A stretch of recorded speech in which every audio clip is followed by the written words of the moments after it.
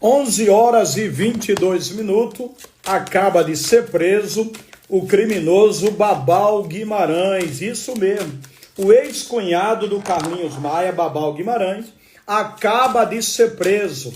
Sobre qual crime? Qual acusação? Espancar a namorada, gente.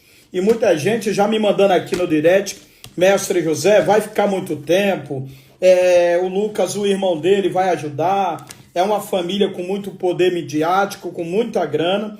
A grande verdade é que o rato Babal Guimarães está em cana, tá? Está em cana e a gente vê aqui, há problemas, tá, gente? Vão gastar muito com advogados para tentar soltar o criminoso Babal Guimarães. Olha, vem para consulta porque hoje está na grande promoção de 588 por apenas 198. Se eu fosse você,